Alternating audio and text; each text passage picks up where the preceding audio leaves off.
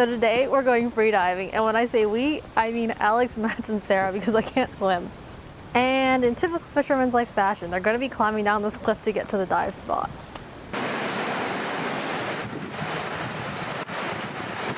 We're mainly just out here today to get some time in the water, but for sure are also going to try to grab some sea urchins.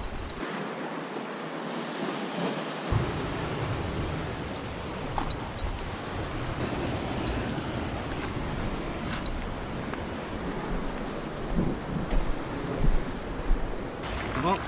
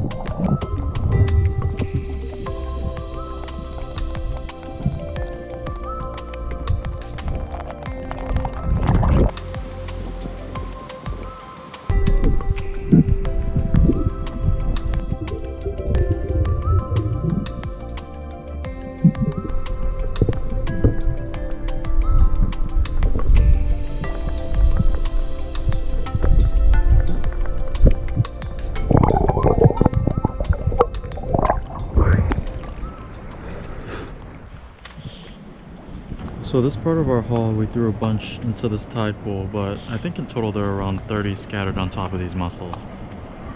How big this one is. Crazy. How long do you think you can stay down there? 10 seconds? I don't even know. I thought it was better, but... When you're down there, it seems like longer too, but it's really only like 15 seconds. I think the way like the air works, when you go deeper, it's the pressure constricts you more. So you have less, I don't know. Yeah. It's just excuses at the end of the day. So we have a sea urchin here. As you might have seen, I'm wearing my dive gloves. It's because I have nothing to prove and I don't want to get stabbed. Okay, on to it. We're gonna use this ab bar because we don't have pliers. Just as simple as that, we don't have pliers. So what I'm gonna do is kind of just kind of crush it, and then once I make 2 indents like here and here, I'm gonna try to use these dive gloves and obviously still be gentle because they can still penetrate it. It's just neoprene. And I'm just gonna try to rip it apart.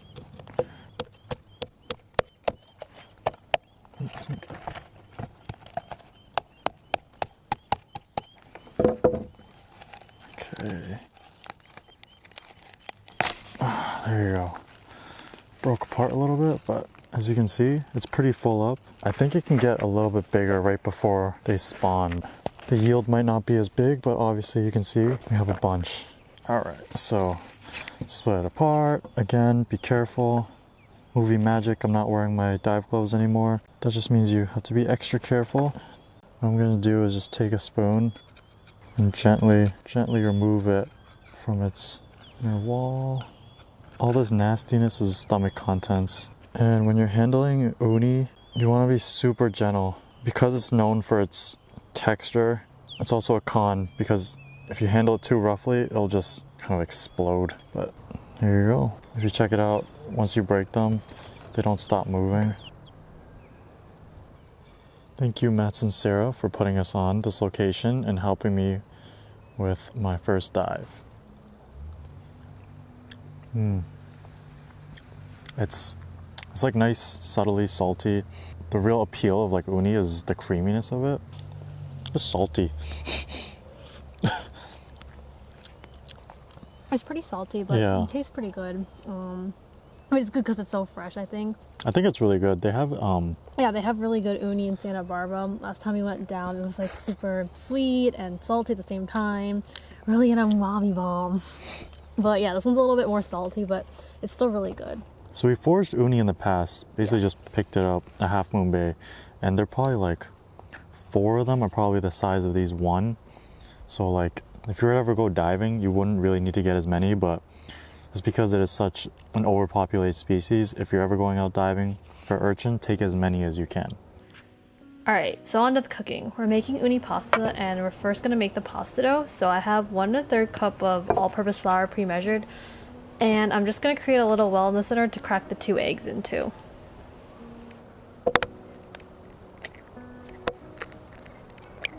It's okay if it spills out of the well, and then I'm just going to use a pair of chopsticks to mix it up a little bit, and then I'll knead it with my hands once it becomes more of a dough form. And once you're done kneading, you want to put the dough in plastic wrap and let it rest for at least 30 minutes so the flour and eggs can kind of melt together to make pliable dough. Next, we need to puree the uni. So if you have a food processor, this would probably work better, but since we don't, we're just going to push it through this mesh strainer. Also, if anyone knows why our hands are so stained, please let us know in the comments below. Because we think it might be blood, but we really doubt it. We just finished pureeing our uni, and I'm gonna add in 2 tablespoons of heavy cream into the mixture, and then grate in some Parmesan cheese. And now I'm just gonna whisk everything together. It's been an hour since we made the pasta dough, so now we can start making the pasta by taking about 1/4 of the dough. Whatever you have left over, put it back in the plastic wrap and put it back in the fridge. And then I have my pasta roller right here, and I have it on the lowest setting, so I'm just gonna try and shape this kind of rectangular first and then run it through. If you don't have a pasta roller, you can also use a rolling pin and roll out the dough. Also, normally there's an anchor on the pasta roller, but this table's a bit too thick to use it, so Alex is gonna... Grab a cooking buddy.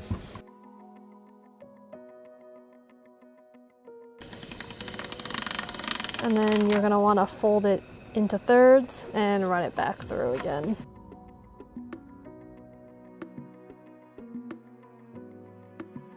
And then after that, we're gonna put it into our spaghetti one, which is this one. You can also make fettuccine with this one.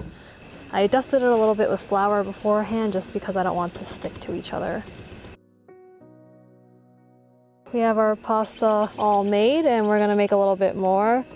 You want to see, it's super thin. If you're not using it right away, you can just roll it up into little nests, and they should be fine as long as you floured it beforehand. I'm just gonna flour it a little bit more, just in case, and they should be all good to just sit here until we're ready. Now it's time to cook everything. We're gonna add 2 tablespoons of butter to the pan. And now we're gonna add in our shallots to cook down a little bit, and then the garlic, and then we're just gonna let this brown. Once the water starts boiling, you want to add in your little pasta. Kind of looks like ramen actually, but it's pasta, promise. Because it's fresh pasta, it should actually only take a minute or 2 to make. While we let that cook for a little bit, we're gonna add in the uni cream mixture. And now we're just gonna mix this up together on a low heat. The pasta looks done, so I'm just gonna take it off the stove and strain it, and then add it to the pan and mix everything together. It smells so good, yo. The garlic. Yeah. It smells amazing, holy crap.